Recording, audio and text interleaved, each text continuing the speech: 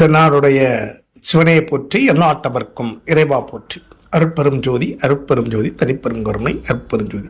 குறிஞ்சி மிஸ்ஸி செல்வம் ஐயாவுடைய TV channel வழியாக இந்த நிகழ்ச்சியெல்லாம் பார்த்து கொண்டிருக்கக்கூடிய பல லட்சக்கணக்கான தமிழ் உள்ளங்களுக்கு என்னுடைய முதற்கண் வணக்கத்தை தெரிவித்துக் கொள்கிறேன். இன்று நம்ம பதிவில் பார்க்க என்ன அப்படின்னு சொல்லி பார்த்தீங்கன்னா, புலிப்பாணி ஜோதிடம். இதில் பாடல் 100.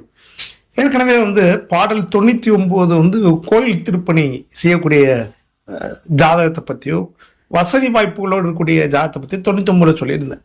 அப்போ அதிலே சொல்லியிருந்தேன். என்ன சொல்லியிருந்தேன்னு பார்த்தீங்கன்னா, அடுத்த பாட்டு 100வது பாட்டு, அந்த பாட்டையும் கேட்குறப்ப தான் அது முழுமையடையும் அப்படின்னு சொல்லியிருந்தேன். இப்போ நம்ம 100வது பாட்டுக்கு வரோம்.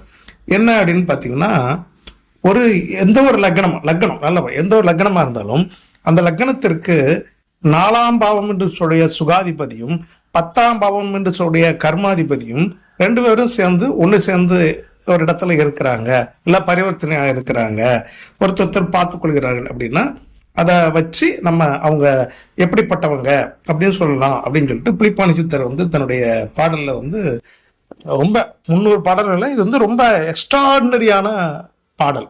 இந்த பாடல் 300 பாடலில் ரொம்ப எக்ஸ்ட்ராடினரியான பாடல். அதனால இந்த பாடலை ரொம்ப விளக்கி சொல்கிறேன், சரிங்களா?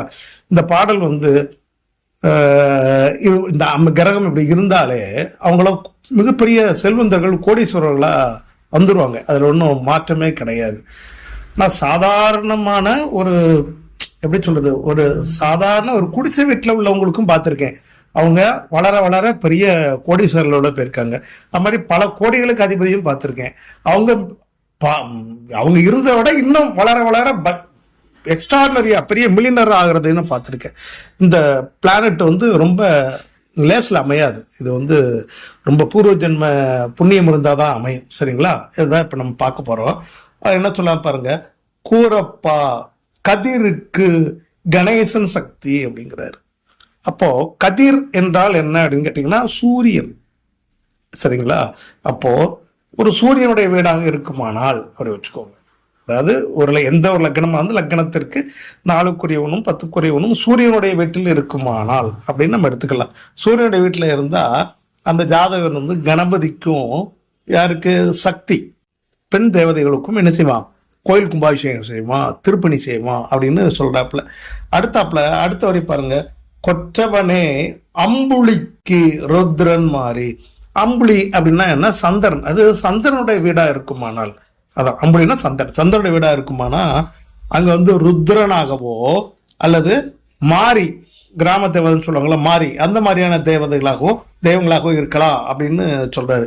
சொல்லிட்டு கூடவே அவருடைய தனி சிறப்பை சொல்றாரு பாருங்க. ஆரப்பா வெகு பேருக்கு அமுதளிப்பான். இப்படி பிளானட் இருக்கக்கூடிய, அதாவது 4க்குரியவன் 10க்குரியவனும் சேர்ந்திருக்கக்கூடிய ஜாதகம் என்ன செய்வானா, நிறைய பேருக்கு தான தர்மம், நிறைய அன்னதானம், என்ன சொல்றது, நிறைய குடும்பங்களுக்கு நிச்சயமா ஜீவன்களுக்கு அன்னதானம் பண்ணுவான் அப்படிங்க. அதான் கொற்றவனே வெகு பேருக்கு அமுதளிப்பான், அப்பனே அன்னச்சத்திரமும் கட்டி.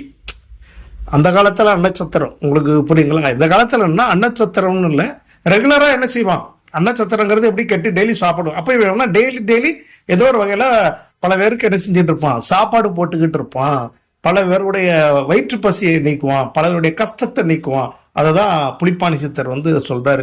இதெல்லாம் 100% இல்லை, 1000% இல்லை, லட்சம் தடவை நான் உண்மை நான் பார்த்துருக்கேன். அந்த அளவுக்கு எக்ஸ்ட்ராடினரியான ஒரு கருத்து. நான் இதுவரைக்கும் இந்த கருத்துல எனக்கு ஃபெயிலியரே வந்தது கிடையாது, சரிங்களா?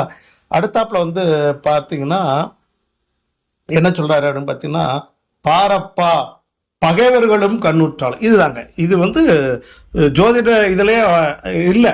என்ன சொல்றாருன்னு பாருங்க. பகைவர்கள், அதாவது இந்த மாதிரி கூடிய பிளானட்டை கெட்டவங்க, ஏன்னா எப்பவுமே என்னதான் இருந்தாலும் கெட்ட கிரகங்களோடு சேர்ந்தாலோ கெட்டவர்கள் பார்க்கப்பட்டாலோ அந்த பலன் குறையும். ஆனால் இங்கே என்ன சொல்லிட்டாங்கன்னா, ஒரே ஒரு தூக்கி அடிச்சு போட்டார் எல்லாத்தையும் புலிப்பாணி சித்தர்.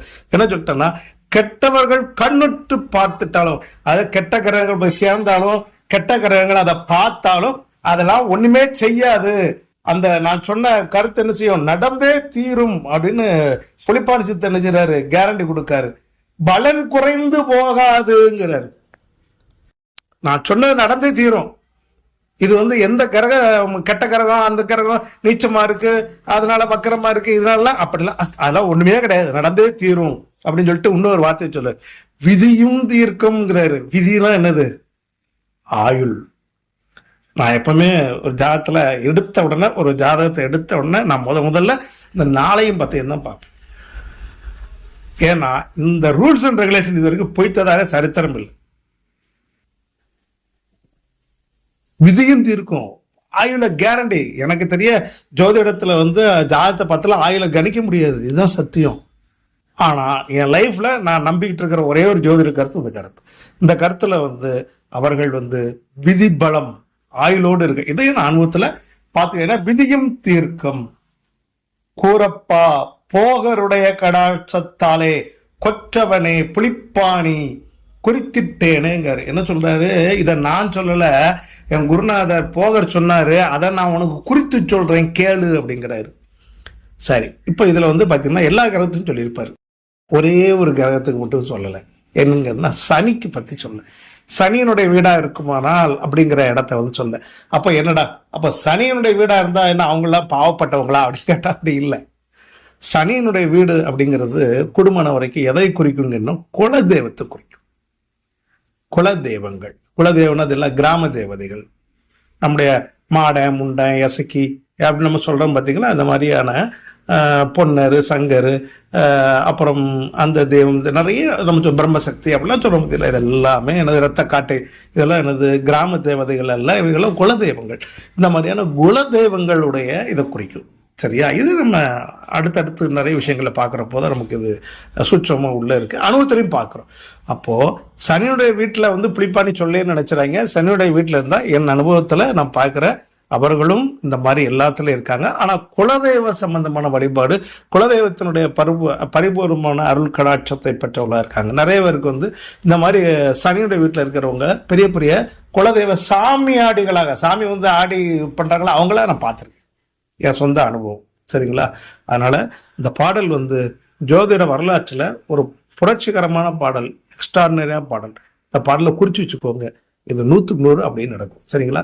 குறிஞ்சி மிஸ்டிக்ஸ் ஐயாவுடைய டிவி சேனல் தொடர்ந்து பார்த்துக்கிட்டே வாங்க, சப்ஸ்கிரைப் பண்ணுங்க, பெல் ஐக்கானை கிளிக் பண்ணுங்க. எங்களுடைய வீடியோக்கெல்லாம் தொடர்ந்து நன்றி, வணக்கம், வாழ்க வளமுடன், வாழ்க வளமுடன், வாழ்க வளமுடன்.